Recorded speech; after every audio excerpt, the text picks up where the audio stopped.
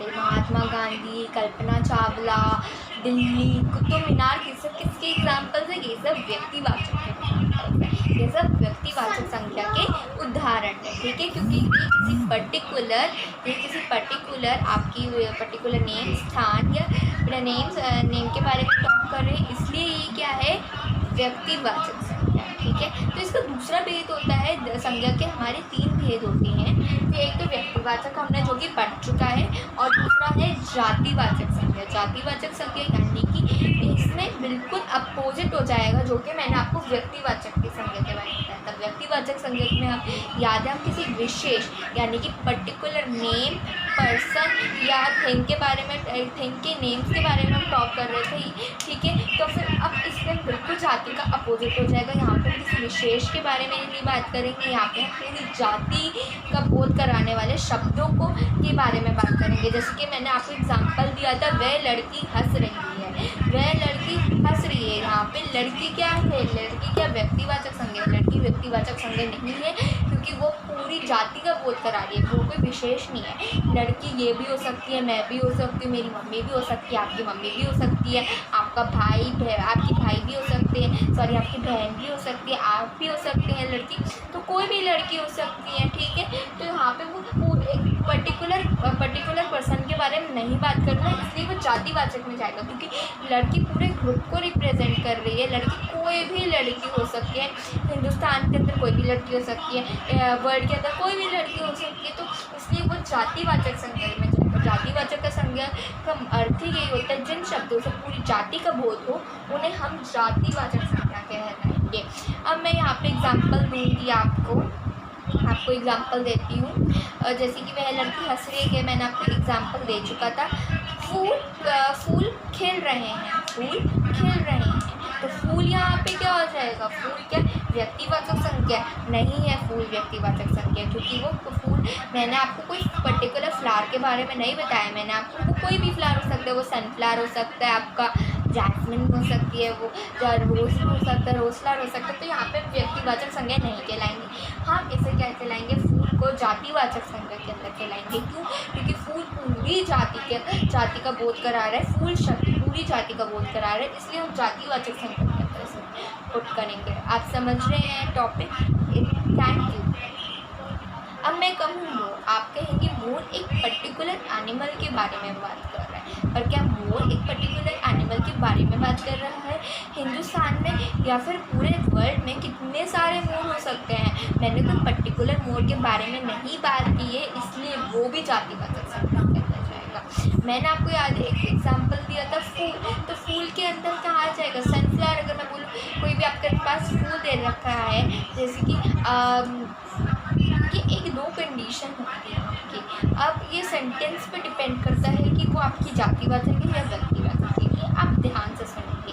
ठीक है, अब मैं बोलूँ कमल हमारा राष्ट्रीय फूल, कमल हमारा राष्ट्रीय फूल, यहाँ पे वो व्यक्तिवाचक होगा कमल। अब आप कहेंगे मैम कमल फूल तो बहुत सारे होते हैं, हिंदुस्तान में कोई सा भी कमल फूल हो सकता है, पर यहाँ पे मैंने एक पर्टिकुलर इंडिकेशन में मेंशन कर दिया कि राष्ट्रीय फूल, तो राष्ट्रीय फूल तो एक ही होता है, तो यानी कि कमल वो पूरे फ्लावर ग्रुप में से कमल की बात कर रहे थे, इसलिए कमल यहाँ पे व्यक्तिवाचक संज्ञा होगा।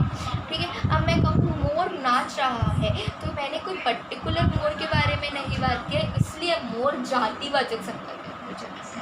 ठीक है, मोर तो कितने भी सारे हो सकते हैं, पर अगर मैं बोलूँ कि मोर हमारा राष्ट्रीय पक्षी है, मोर हमारा राष्ट्रीय पक्षी, तो यहाँ पे राष्ट्रीय पक्षी तो देखो एक ही होता है ना, तो इसलिए मोर अब यहाँ पे इस वाले सेंटेंस के अंदर व्यक्तिवाचक संज्ञा चला जाएगा। Hope that you are understanding the topic. ठीक है, एंड यहाँ पे अगर मैं बोलूँ मोर नाच रहा है, तो मोर तो वो कोई सा भी हो सकता है, तो इसलिए वो जातिवाचक संज्ञा जाएगा। ठीक है, तो कुछ सेंटेंसेस के ऊपर भी डिपेंड करता है कि आपको सेंटेंसेस देखकर पहचानने पड़ते हैं। जैसे कि आजकल हम कहें कि आजकल जैसे कि मैं आपको एक एग्जांपल देती हूँ, आजकल विभीषणों की कमी थोड़ी। अब विभीषण आपको याद है कौन था? रामायण में रावण का भाई था। यहाँ पे अब आप कहेंगे विभीषण तो एक ही था मैम, विभीषण तो जो कि रावण का भाई था। ठीक है, पर अगर मैं बोलूँ कि आजकल विभीषणों की कोई कमी नहीं है, तो टोन हम समझेंगे, सेंटेंस का टोन क्या कह रहा है, यानी कि आजकल सभी सभी विभीषण बन चुके हैं। तो आजकल विभीषणों की कमी नहीं है, यानी कि सभी विभीषण अपने आप को बताते हैं। तो इसलिए यहाँ पे विभीषण क्या आ जाएगा, जातिवाचक आ जाएगा। पर अगर मैं बोलूँ विभीषण रावण का भाई था, तो उस विभीषण, उस वाले में पर्टिकुलर विभीषण के बारे में बात कर रहे हैं।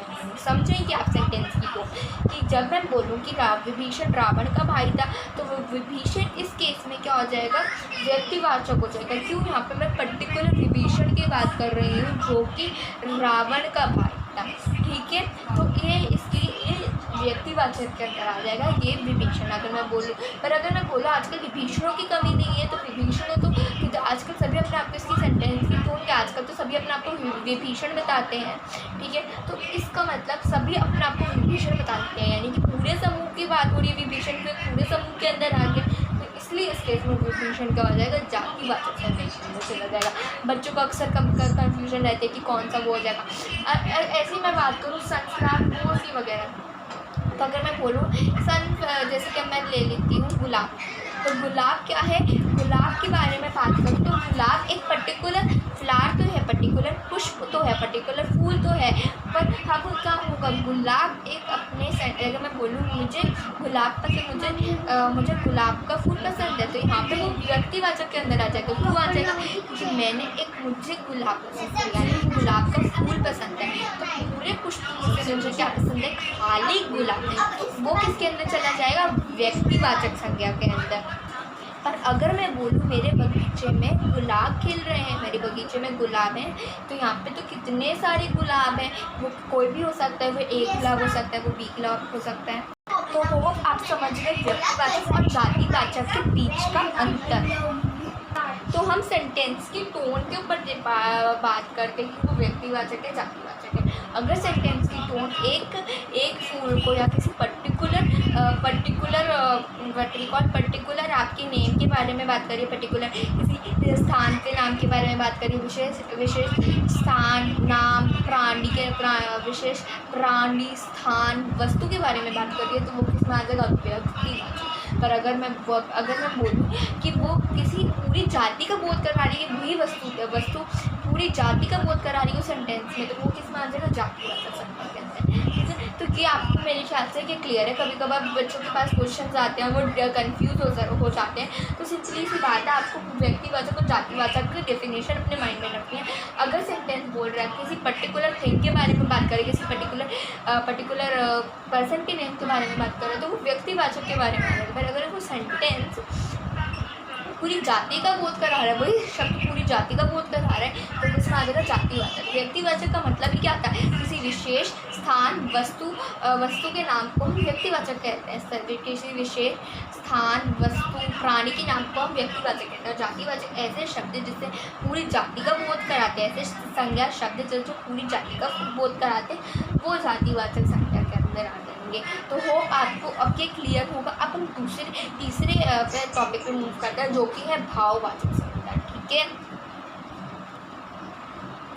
अब भाववाचक संज्ञा क्या है, जिन संज्ञा शब्दों से किसी भाव का कोई भाव उमड़ रहा है, कोई भाव का हमें पता चलता है, उनको हम भाववाचक संज्ञा, उन शब्दों का भाववाचक संज्ञा कहते हैं। यानी कि भाव क्या हो सकते हैं, दोष, गुण, किसी के गुण को तो आपका हाईलाइट कर सकते हैं, किसी के गुण को, किसी के दोष को, किसी की अच्छी बातों को। जैसे कि मैं बोलूँ वह गोरी है, तो गोरी शब्द का क्या हो गया यहाँ पे, भाववाचक, क्योंकि हमें उसकी रंग के बारे में पता चल रहा है, हमें उसके भाव के बारे में पता चल रहा है, हमें उस पर्सन के बारे में, उसके गुण के बारे में पता चल रहा है, जो कि है भाववाचक संज्ञा।